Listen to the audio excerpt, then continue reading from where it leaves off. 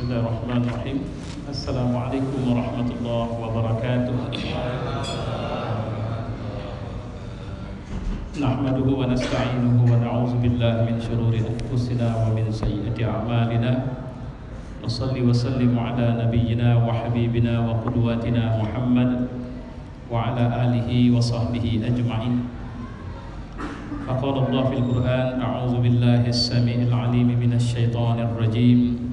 Bismillahirrahmanirrahim. Ya ayyuhalladzina amanu idza laqitum fi'ah fasbutu wadhkurullaha katsiran la'allakum tuflihun.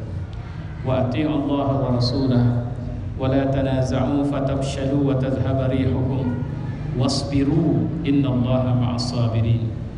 Wa la takunu kalladzina kharaju min diyarihim bataran wa ri'a'an nas wa yasudduna 'an sabilillah wallahu bima ya'maluna muhit. Wa iz zayyana lahum asy-syaitanu a'malahum wa qala la ghaliba lakum al-yawm minan nas wa inni jarul lakum falamma tara'atil fi'atani nakasa 'ala aqibaihi wa qala inni bari'un minkum inni ara ma la tarawna inni akhafu Allah wallahu syadidul 'iqab.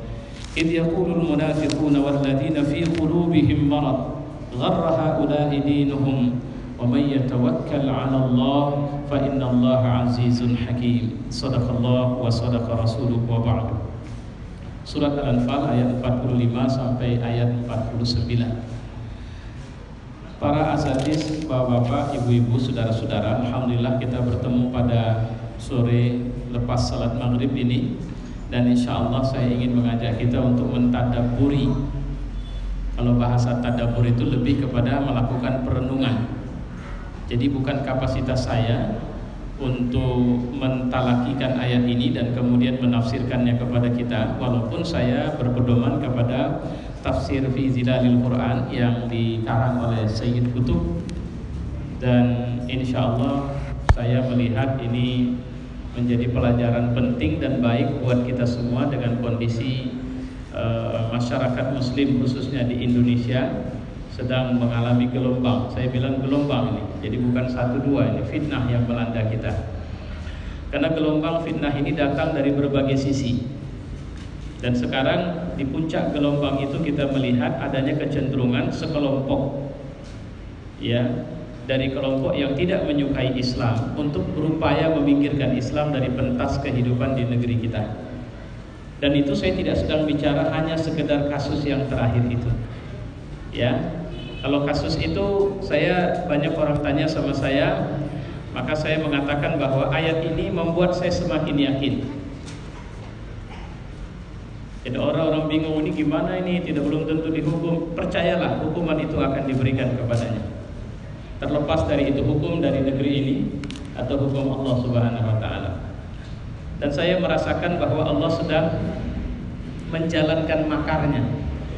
Jadi ini bukan sekedar apa istilahnya ya, kondisi yang kemudian patut kita cemaskan, karena alhamdulillah juga dengan beberapa jamaah saya merasakan di sana waktu itu tanggal 4 November yang terjadi. Kalau saya hakul yakin bahwa apa istilahnya, aktor, kalau bahasa Pak Presiden, aktor politik, ya, ada yang menunggangi. Kalau saya bilang tidak, ini memang ada yang di belakang layar ini semua, ya, yang menggerakkan sampai ke sana semua itu ada, yang membiayainya pun ada.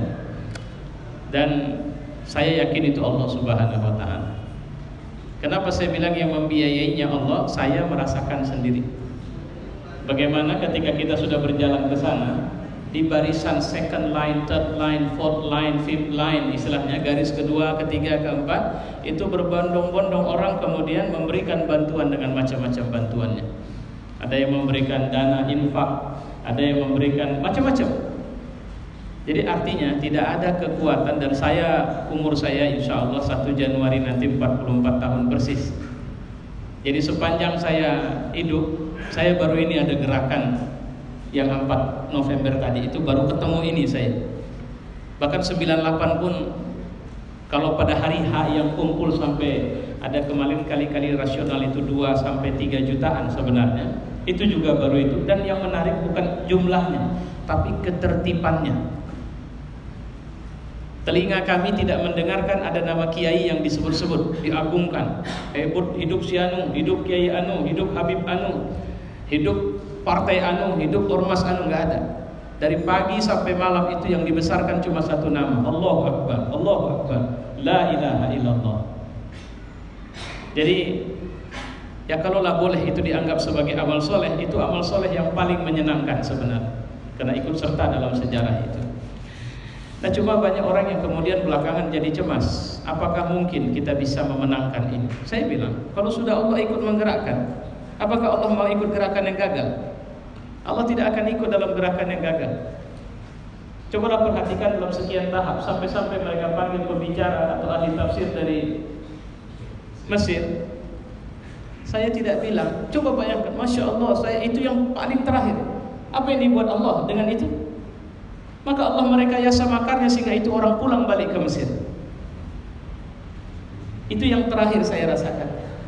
Ada upaya dari Ahokers untuk kemudian membuat serangan melalui cyber. Semua serangan itu bisa berbalik menghantam mereka sendiri. Ingat ngaji kita terakhir, saya membicarakan materi aulia. Ketika mereka bilang aulia itu maknanya bukan pemimpin tapi teman, akhirnya datang serangan balik. Kalau teman saja tak boleh, apalagi pemimpin? Pertanyaannya, siapa yang membuat serapi ini itu semua? Jawabannya Allah. Tidak ada kekuatan manusia yang bisa menyusun tahap per tahap itu demikian rapinya, dan semuanya dengan izin Allah terpukul mundur. Ada upaya untuk memecah belah ulama, mendatangi ormas besar. Hasilnya ormas besarnya buat bayanan, kami tunduk dan kami setuju dengan aksi bela Islam. Kumpulkan sekian banyak ormas lagi. Hasilnya apa? Semua sepakat bahwa kami setuju dengan MUI dan fatwanya. Coba bayangkan. Sebenarnya kalau saya bilang mereka harus cepat sadar, karena sebenarnya ketika mereka memulakan pengumuman perang, maka Allah pun sudah siap perang bersama mereka.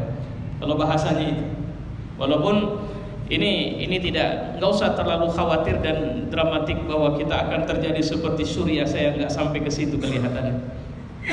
Tapi kalau kemudian ini pemerintah mengeras, tidak peduli dengan apa yang ada, yang paling dekat dia akan tanggapi para ulama.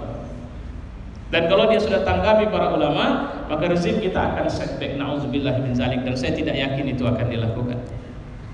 Ya, jadi nggak usah. Saya ngelihat karena begini, setan-setan pun kerja ini, Pak. Jangan Bapak bilang yang kerja itu cuma pengikut si Ahok ini, bukan. Setan-setan pun kerja. Iblis pun punya perhatian khusus dengan Indonesia hari ini. Bagaimana bentuk kerjanya? Bapak ada merasa cemas, takut, khawatir? Itu bahagian dari kerja mereka. Kalau sosial media, banyak sosial media artikel yang dikirim yang tidak bertanggung jawab. Habib Rizik saja mengatakan bahwa ratusan cloning atas nomor dia dan bisa ngirim sendiri. Sampai tadi ada orang sampai telepon pagi kemudian bertanya, ini gimana kok ada Habib bilang, udah Pak, sekarang Bapak duduk tunggu komando, kuatkan keimanan. Nah ini yang mau saya sampaikan bahagian dari ini. Ya, karena begini, saya ambil sepenuhnya apa yang dikatakan oleh Said Qutb di sini.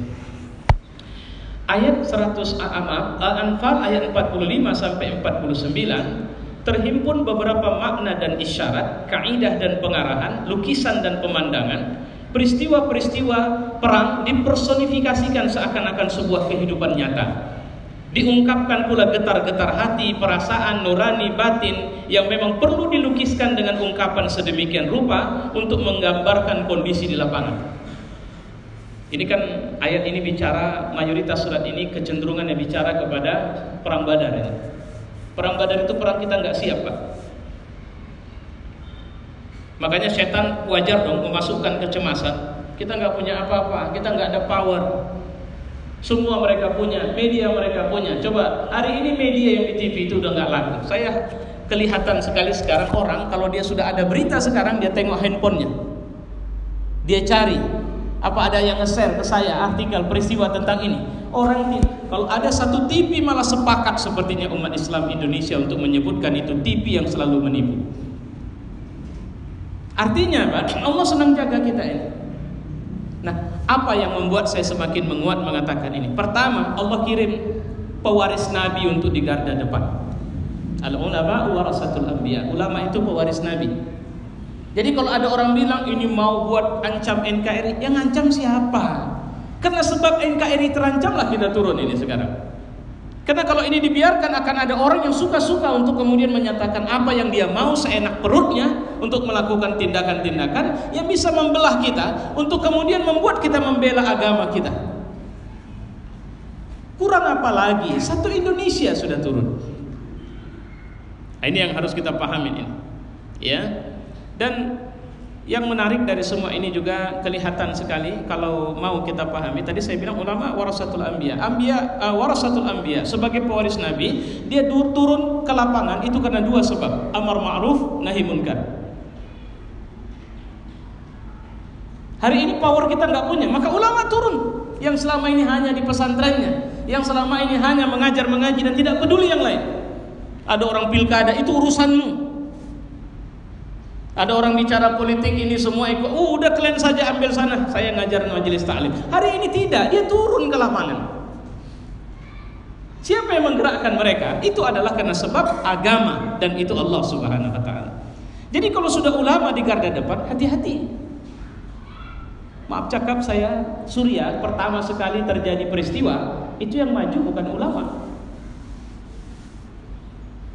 Indonesia ketika ulama, ingat NU buat resolusi jihad, apa yang terjadi? Gelombang jihad turun ke lapangan. Ingat ketika kita juga mau menumbangkan PKI, ulama ada di barisan depan. Kita nggak bicara menumbangkan siapa, kita cuma minta itu orang supaya jangan jadi keenakan orang yang lain. Walau di dalam ada orang yang sampai ada seorang yang cenderung punya fikrah nifak, ngajak muhabalah. Ditantang muhabalah nggak berani. Pertama nantang-nantang, begitu dilawan, oke, saya siap, tidak berani. Nah yang begini-begini, ini nggak usah jadi fokus kita, saya bilang. Ya, baik. Ayat ini, kalau boleh saya terjemahkan sedikit. Hai orang yang beriman, apabila kau memerangi pasukan musuh, maka berteguh hatilah kamu. Fasbutu. Jadi kalau teguh itu bukan teguh kaki. Kalau teguh kaki ini masih bisa didorong, Pak. Teguh hati, walaupun Bapak sudah jatuh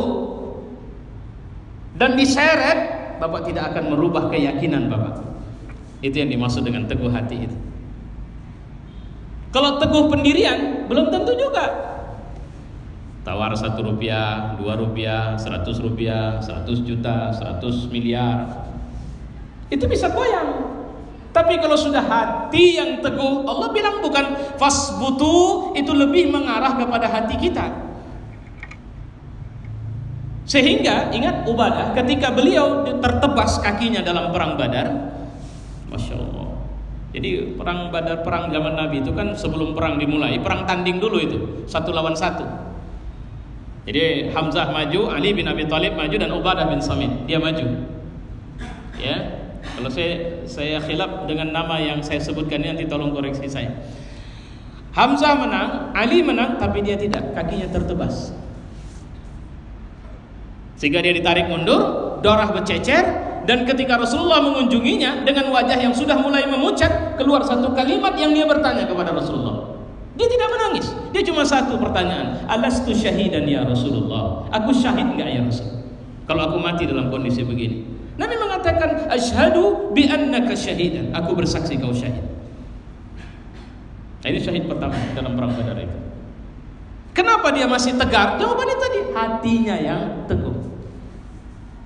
Kalau kita ini kan banyak, gak apa-apa, siap, saya oke, saya ikut, saya dukung. Tapi begitu tengok suasana makin mengeras, kita pun bilang, waduh, kalau ini saya gak ikut lagi lah. Itu yang terjadi pada setan di ujung cerita ayat ini. Begitu dia mengatakan la ghaliba lakum al-yaum, tidak ada lagi yang bisa mengalahkan kalian sekarang. Itu dibilangnya sama orang musyrik. Kalau perang Badar juga begitu, orang musyrik. Sekarang Indonesia, sekarang ada orang yang sudah mengatakan. Maka saya bilang kalau hitung-hitung atas kertas, Pak, bertarung pun kita nggak menang. Cenderung saya bilang 80% rakyat ini digenggam sudah. Pabrik, toko, rumah, usaha-usaha, mereka pemilik, kita pekerja. Ada sedikit kita coba mau coba melakukan ibadah, mereka bilang, lu kerja atau lu mau ibadah? Kalau mau kerja lu sini. Itu hitungan di atas kertas kira-kira begitu. Saya menemukan di satu toko anak itu berjilbab, tapi belakangan hilang jilbabnya sudah. Itu salah satu efek negatif yang muncul dari situ. Ini kalau bicara ketika kita bilang ayo kita lawan, mereka bisa 80% yang saya bilang itu, walaupun ini taksasi kasar begitu, ini udah akidahnya perut Pak. Iya turun. Bagaimana anak saya? Bagaimana istri saya? Sementara yang kemarin berangkat 4 November, Masya Allah, saya dapat titipan dana. Saya tidak minta, tapi saya dapat titipan dana yang setelah saya teleponin, tidak sedikit yang berangkat berani pergi, nggak tahu tiket pulang. Ada yang saya tanya gimana persediaan uang saku, nggak ada. Jadi kau di mana tinggal? Saya di masjid. Terus bagaimana? Ya itu ikut aja gabung-gabung yang lain kalau makan apa semua begitu. Jadi artinya begitu dia berangkat. Makanya ini kalau terjadi jilid 3, saya tadi bicara beberapa orang, saya bilang kalau kemarin kalian kasih, sekarang saya minta. Karena saya khawatir Pak, masjid tidak bisa dipakai lagi karena akan lebih keras. Karena kemarin yang pertama saja sweeping masjid ada isu, masjid mau di sweeping. Saya sampai dilarikan ke sana kemarin itu gara-gara isunya toko-toko daerah akan diangkat. Itu isunya menyebar malam itu, sehingga sampai saya disuruh pulang malam itu. Dan kemudian saya tidak mau, saya akhirnya pulang normal seperti biasa. Dan saya bilang kita berangkat resikonya sudah semua, jadi nggak perlu kita khawatir. Dan hari ini kita sudah dapat bukti Allah ikut di gerakan ini. Itu keyakinan saya sampai sekarang itu. Makanya jujur saja, itu banyak berseliweran tulisan-tulisan di sosial media, saya kurang baca itu. TV saya tidak mau lihat. Kenapa? Saya tinggal tunggu komando lanjutan aja. Kalau bahasanya begitu. Daripada pening kepala kita, itu tadi setan memunculkan kecemasan-kecemasan, bagus saya bersiap siaga.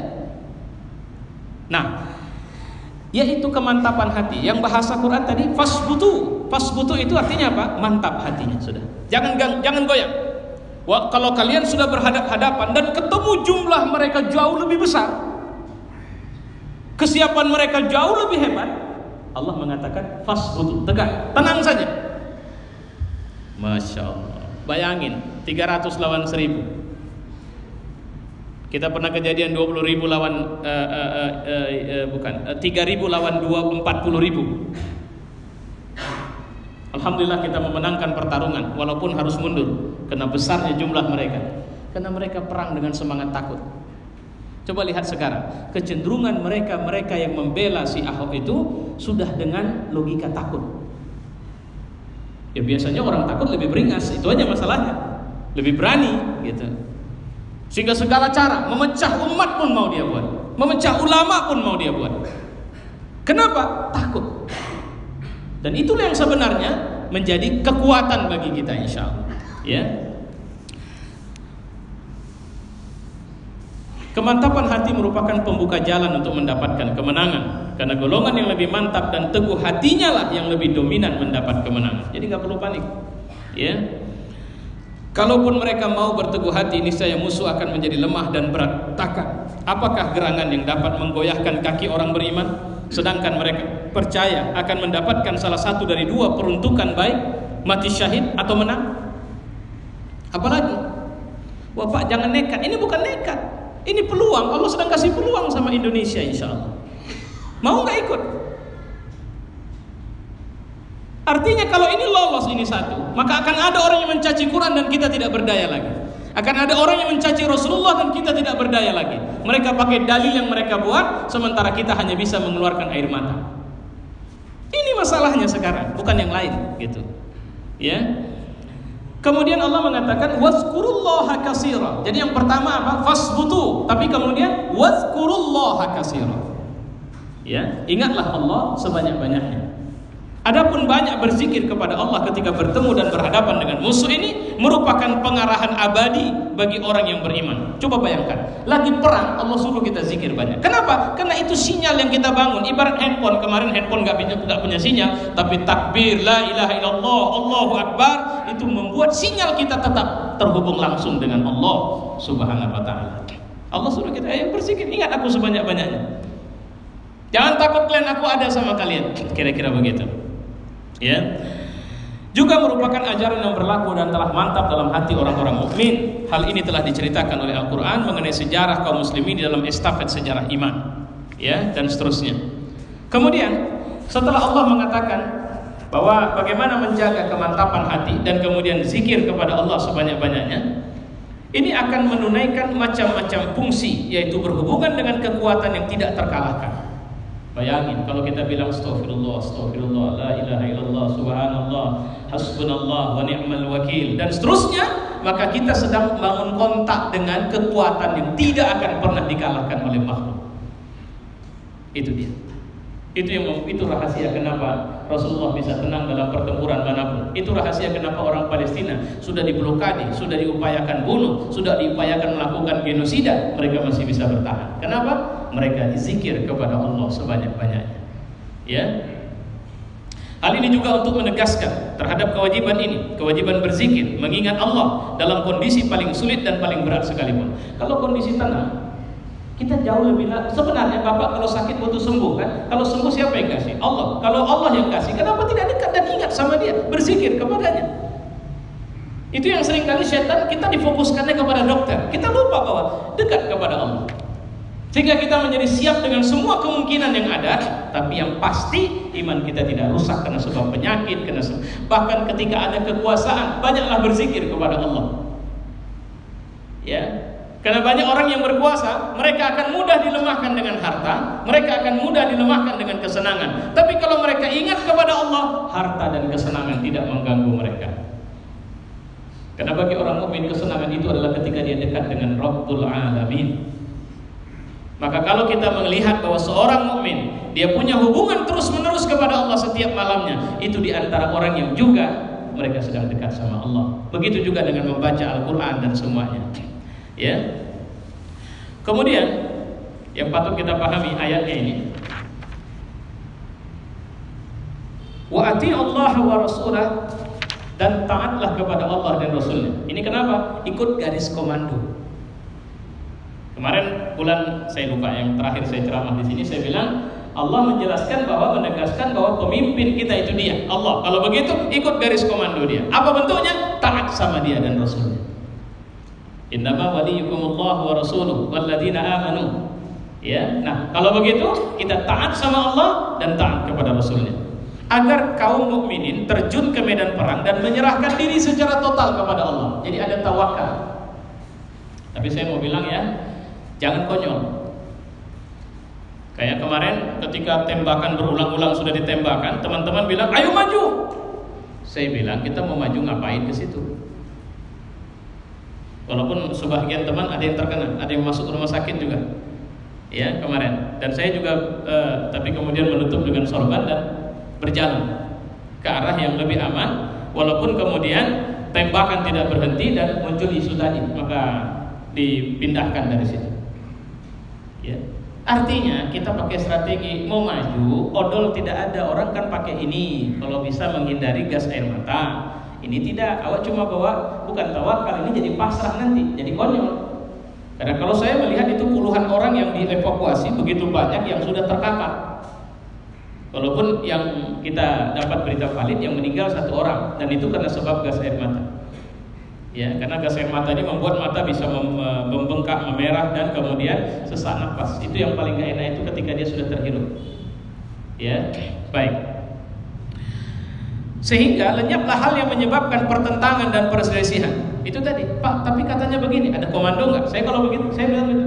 Sama seperti kawan-kawan panitia GNPF MUI Sumatera Utara, saya bilang akses ke pusat ambil. Kelemahan kita kemarin, kita nggak punya akses langsung. Sehingga total berapa keberangkatan Sumatera Utara waktu itu nggak ada yang, datanya nggak ada yang bagus. Tapi kalau kita punya akses langsung ke pusat, maka koordinasi kita bagus. Kemarin ada upaya untuk nyuruh saya jadi orasi di sana, nggak bisa. Kenapa? Akses kita nggak dapat. Walaupun saya sudah berdiri di mobil panggung itu, berdiri di bawahnya, udah dikasih surat minta tolong Sumatera Utara mau bicara, nggak bisa, nggak ada akses. Gitu. Kalau ada akses kan bisa dibuat dalam schedule bahwa ini dari Sumatera Utara, ini dari Aceh, ini dari mana dan sebagainya. Baik. Jadi ketaatan ini penting. Tidaklah manusia, maka Allah mengatakan setelah taat, apalagi yang menjadi kekuatan yang harus kita bangun sekarang? Fatabshalu, kalau nanti kita wala tanaza'u, jangan kalian berbantah-bantah. Kemarin saya sempat ngikutin, ada yang kemudian mulai menyalahkan ulama, cerita jihad tapi nggak berani, padahal sudah kita hadapi, tinggal selangkah lagi. Kenapa tidak mau dikejar saja itu? Kenapa nggak mau dihantam saja itu polisi? Saya bilang ini orang yang istijah. Tapi kita kita diamin, karena kalau kita bantah dia akan semakin mengeras. Itu mau setan. Bapak bangun masjid, mohon maaf, punya pengalaman nggak ada perselisihan? Kalau ada, bapak lawan itu akan muncul akhirnya minimal satu akan mundur, tidak mau lagi. Maka fatabshalu, kalian akan tidak punya wibawa lagi. Watabshalu, kalian akan bercerai, tidak ada lagi ikatan hati di antara kalian. Watazhaba rihukum, dan kemudian wibawa kalian pun nggak ada lagi. Maka Allah jangan bilang wala tanaza'u, jangan bertengkar. Ini perang. Kalau ada yang bilang ini karena si anu tadi ini, diam saja. Tenangkan dia, tidak usah jawab, tidak usah lawan, karena itu akibatnya setan masuk untuk membuat kita jadi sekian kubu. Itu yang berbahaya. Ya, baik. Innallaha ma'as sabirin. Allah bersama orang-orang yang sabar. Sabar dalam perang itu berani, Pak. Sabar dalam perang itu memiliki kemampuan teknis, taktis, strategi. Jadi sabar itu bukan diam saja, orang lempar nggak apa-apa lah kita berdoa. Bukan, sabar itu aktif. Sabar itu sebenarnya adalah fahamnya kita tentang tujuan dari sebuah kegiatan atau amal soleh kita, dan kita fokus kepada hasil yang kita mau, dan tegar menghadapi segala kemungkinan yang bisa menyimpangkan kita dari tujuan itu. Itu orang sabar namanya. Bapak orang yang sholat dan sabar. Maksudnya apa? Bapak ingin khusyuk dalam sholat, sehingga Bapak berupaya untuk jangan sampai ada intervensi yang bisa merusak khusyuk saya. Ada yang orang yang sabar dalam qiyamul lail. Apa kesabarannya? Kesabaran menjaga rutinitasnya, kesabaran untuk mencari dan mendapatkan kelezatannya, kesabaran untuk bangun malam tanpa ada pertanyaan. Misalnya, kau kan sedang sakit, istirahatlah. Pak, Ibu, kalau memang Allah pun tahu, enggak dia kasih bangun ya kita. Ini semuanya rezeki dari Allah ini. Karena dia mau, dia bangunkan kita. Karena dia mau, dia suruh kita sholat. Karena dia mau, dia suruh kita munajat kepadanya. Kalau dia tidak mau, 10 pun alarm Bapak hidupkan, Bapak terbangun, tapi yang Bapak kerjakan matikan alarm, tidur lagi. Kalau Allah tidak mau, kira-kira begitu. Ya. Kemudian, wala takunu kalladzina kharaju min diyarihim batara wa ria'an nas. Janganlah kalian seperti orang yang keluar dari kampungnya, dari negerinya, batara dengan angkuh, wari'a'an nas, dan ada keriak. Mana bisa kalian ngadapin kami? Kami kekuatan jauh lebih banyak. Nah, ini yang batara dimaksud. Jangan kalian, ya, jangan kalian terkecoh dengan mereka. Kira-kira begitu Allah mengingatkan kepada kita, ya, untuk tidak terkecoh kepada mereka.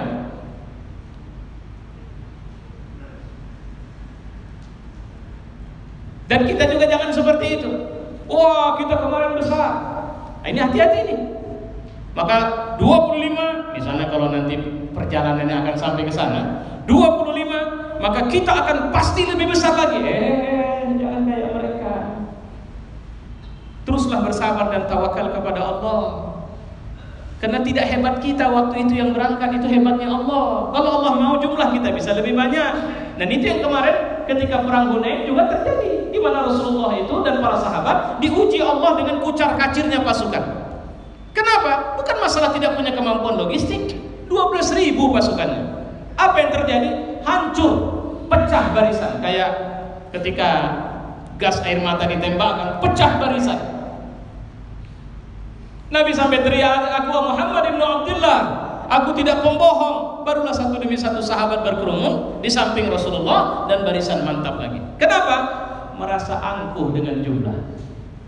Jangan muncul itu.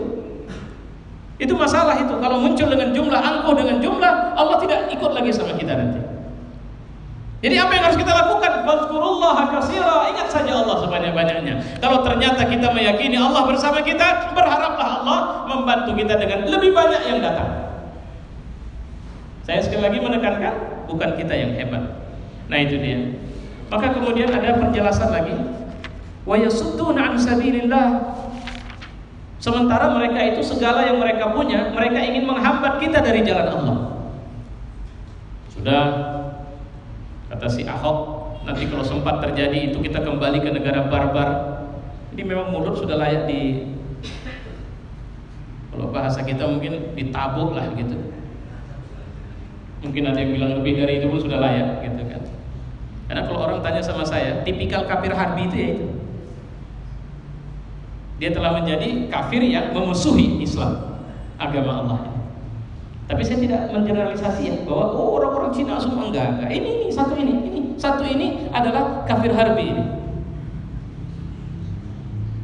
Tapi kan dia punya kemampuan mendesain dia kota dan sebagainya. Kalau cuma dia, tuh Amerika presidennya semua.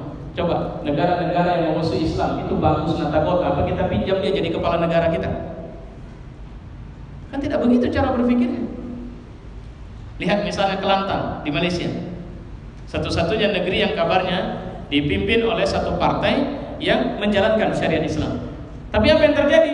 Secara fisik Kelantan tidak jauh lebih baik dari negara-negara bagian yang lain atau negeri-negeri yang lain. Gedung-gedung pencakar langitnya tidak banyak. Tapi secara ruh semua orang mengakui kenikmatan hidup di sana. Itu yang saya dapat dari teman saya. Kenapa? Apalagi waktu Ni Abdul Aziz masih hidup. Beliau memimpin Kelantan dengan kesederhanaannya. Walaupun dia gubernur, dia masih tinggal di rumah panggungnya. Orang bisa mengunjungi kapan saja tidak dengan penjagaan yang luar biasa. Dan dia masih sempat lagi nih Pak Gubernur jalan kaki belanja, beli cendol di pinggir jalan. Coba cari gubernur mana seperti itu. Sekarang sudah mulai muncul siapapun pejabat lewat meraung-raung sini nih. Sempat orde reformasi muncul ini nggak ada. Ini sekarang sudah mulai meraung sana meraung sini. Sehingga kita pun bingung di jalan. Dan memang hak mereka katanya. Ya, baik. Makanya hati-hati dengan ini. Karena mereka cuma akan menghambat. Makanya ada ayat lanjutan. Wa izayyana lahumus syaitanu a'malahum. Nah ini dia. Ketika setan menghiasi bagi mereka upaya mereka. Ini picik saja ini orang Islam ini. Inilah kalau sudah terlalu fanatik. Inilah kalau sudah kemasukan politik, udah kesusupan politik. Bicaranya cuma kepentingan. Bicaranya mau menang saja, tidak mau kalah. Harusnya fair dong. Nanti kalau gelar perkara ternyata hasilnya tidak cocok dengan kemauan mereka, mereka marah. Inilah sebenarnya. Maka saya mau bilang, sebenarnya mau apapun yang dibuat polisi, saya menghormati semua proses hukum itu. Tapi hari ini saya meyakini Allah yang akan menghukum dia itu. Apapun yang dilakukan. Tapi dengan catatan, kalau kita tetap berada dalam kesatuan saf, Allah akan tolong kita. Mohon maaf ini bicaranya lebih kepada yakin saya. Jadi kalau tidak nalar lagi. Ya, saya sudah meyakini itu karena saya merasakan kemarin, saya hakul yakin itu Allah yang gerakkan. Gak sebanding itu. Kalau cuma sekedar hukuman yang dibuat oleh negeri ini gak sebanding. Cuma kita pun taat kepada pemerintah kita. Ini yang luar biasanya. Kita nggak, kalau kita mau Pak, kemarin itu Jakarta bisa lumpuh dengan kerusuhan. Jutaan orang. Tapi kita tidak. Kita tidak mau merusak, kita sedang mau memperbaiki. Ada benalu yang dikira bunga. Itu masalahnya. Ya, ada benalu yang dikira bunga. Ada sesuatu yang dikira sebagai perhiasan. Makanya setan buat itu bagi mereka. Sehingga ada orang-orang munafik yang mereka lebih suka menolong atau memuji-muji orang ini dengan berbagai dalih. Ya semoga Allah mengampuni Pak Sarlito. Karena terakhir tulisan beliau rupanya saya baca tadi. Dan sempat saya baca tapi nggak tuntas waktu beliau menulis itu. Saya melihat ya Allah ini orang habis-habisan dia memberikan pembelaan rupanya. Ya, sudah dipanggil Allah Subhanahu Wa Taala. Itu maka saya bilang semoga Allah mengampuninya. Ya, baik. Wa izayyana lahum syaitanu a'malahum. Apapun yang mereka buat, setan buat mereka. Seperti si A menjadi pembela ahli di bidang agama kepada si Ahok ini, lantas dia merasa saya berada di atas semua golongan, saya objektif, saya netral. Ini bukan pertentangan antara orang yang hak asasi pribadinya terganggu saja. Ini adalah pelecehan terhadap agama yang dilakukan oleh seseorang dan dia ternyata bukan sekali dua. Kalau Kepulauan Seribu itu pemicunya sebelumnya, bahkan setelah itu dia ngomong, Saya, Bapak ingat videonya dia, sejak 2003 saya terjun ke politik, kan ada video yang itu. Saya menemukan orang-orang yang rasis. Nah itu gaya dia ngomong itu, yang makai ayat ini untuk menjatuhkan saya. Nah, lebih lengkapnya lihat videonya. Jadi dia menegaskan kembali bahwa memang ada orang, dan siapa orang itu? Nggak ada angin, nggak ada hujan. Politisi nggak ngomong, ulama nggak bicara, dia bicara lagi berulang-ulang. Bahkan di bukunya dia buat itu. Baik. Kemudian, la ghaliba lakumul yawm minan nas. Tidak ada lagi orang yang akan mengalahkan kalian. Wa inni jarul lakum. Setan bilang bahwa kami ikutlah sama. Semoga Allah hindarkan kita dari ini semua. Urus saya, jadi mesti.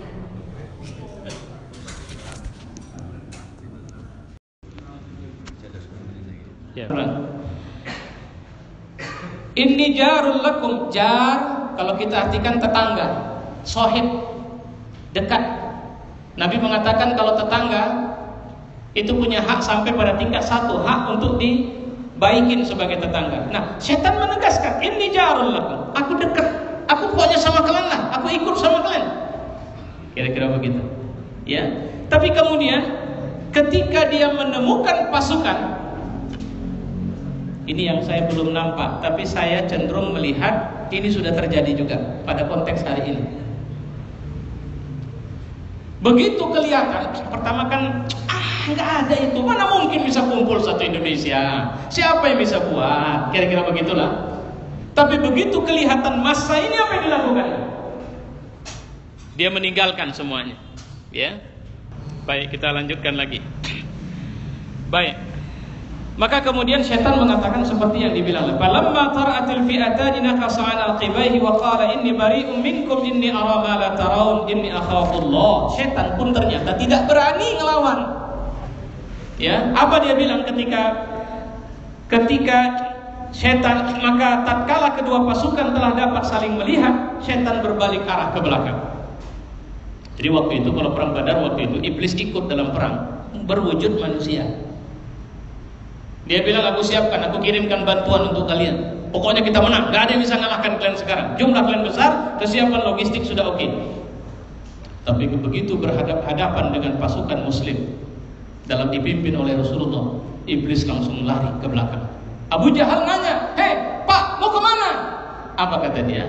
Inni ara ma la tarawun. Aku melihat yang gak kalian tengok. Apa yang dilihat oleh iblis waktu itu?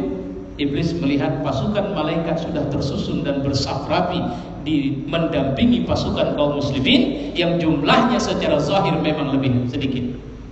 Maka datang gentar dan dia lari. Ya, aku melihat apa yang tidak kalian lihat. Aku berlepas diri daripada kalian. Aku takut sama Allah. Masya Allah. Dia masih bilang itu, inni akhafullah. Aku takut sama Allah. Nah ini yang belum kita dapat ya. Tapi kalau saya bilang kepanikan menyikapi peristiwa ini menunjukkan rasa takut yang sudah muncul di hati mereka. Semoga saja itu akan diperkuat Allah dengan mengembalikan sebagian orang muslim yang kadung ikut kena sebab perutnya, kena sebab ingin digaji dan sebagainya oleh mereka, untuk berbalik kembali ke pangkuan atau bertobat kepada Allah Subhanahu wa taala. Ya.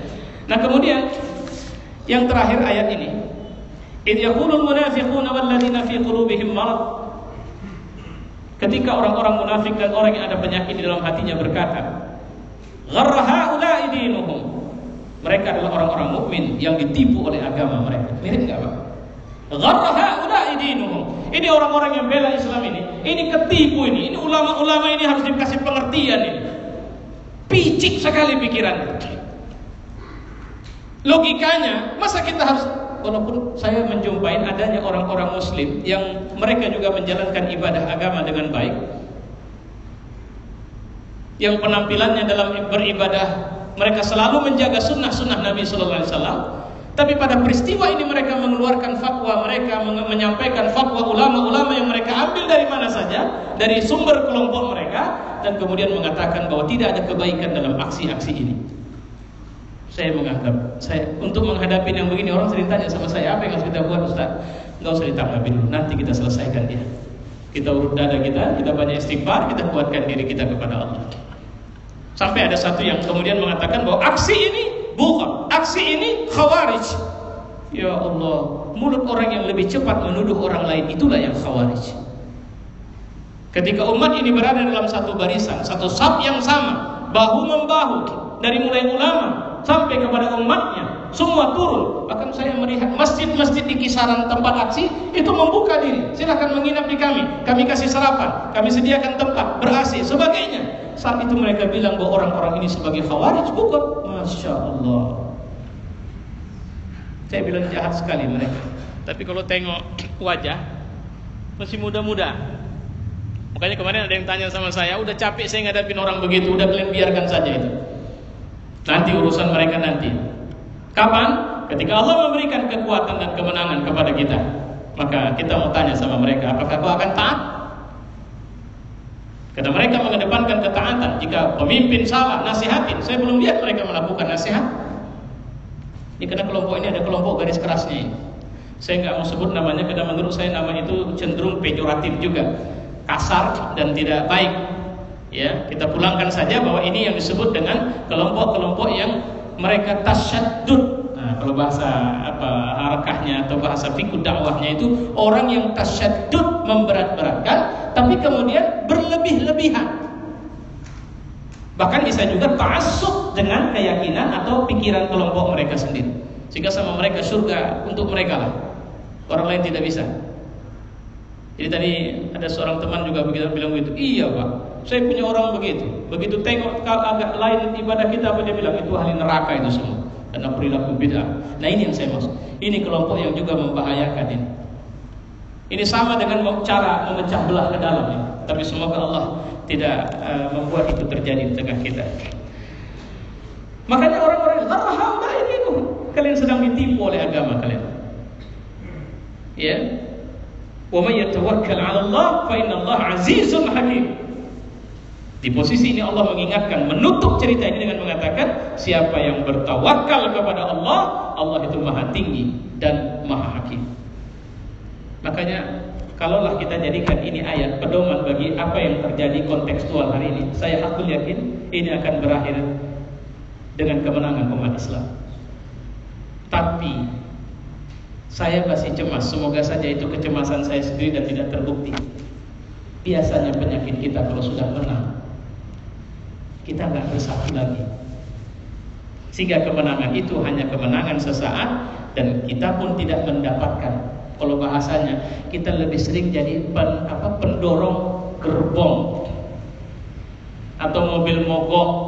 Mobilnya jalan, kita ketinggalan, masih dapat asapnya lagi. Ini yang saya khawatirkan sebenarnya. Jadi saya tidak khawatir bagaimana nasib penista agama itu. Itu sudah pasti. Tapi saya khawatir sering terjadi ketika Allah ingat Afghanistan. Ketika Allah memberi kemenangan dengan terusirnya Uni Soviet dari Afghanistan, mereka tidak bisa menyelesaikan persoalan itu sampai sekarang. Kemenangan itu, sehingga negeri itu terus dihantam huru hara, Ya, karena saya ingat dulu Afghanistan itu sampai ada 7 faksi mujahidin. Di Suriah sendiri saja pun ada sekian faksi yang sekarang sedang diupayakan untuk dikembalikan atau bersatu. Nah sekarang Presiden Amerika yang terpilih sudah mengatakan dia akan perangi Suriah, mujahidin Suriah bersama Soviet dan pemerintah zalim Bashar al-Assad. Itu artinya jangan pernah lagi percaya sama makhluk. Ini saatnya kita berperang bersama Allah Subhanahu wa taala. Wallahu a'lam bishawab. Mudah-mudahan kalau kesimpulan akhir sama saya bilang, Bapak-bapak siapkan semua kemungkinan. Kalau rezekinya nanti memang ada aksi 25, ada rezeki bisa berangkat. Kalau tidak bisa berangkat, berikan dukungan dalam bentuk infak dan doa kepada saudara-saudara kita yang berangkat. Ya, jadi itu saja. Kalau saya bilang jika takut, tidurlah, pergi ke kamarmu, masuk ke lemarimu, silakan berondok dalam lacimu, tapi doakan umat Islam yang sedang berjuang ini. Jangan takut, ini bukan perang. Ini adalah cara kita untuk memberikan pelajaran kepada negara bahwa ini demonstrasi, hakikatnya adalah nahi munkar yang kita lakukan dengan cara yang santun, dengan izin Allah tentunya. Saya pikir itu wallahu a'lam bishawab. Wassalamualaikum warahmatullahi wabarakatuh.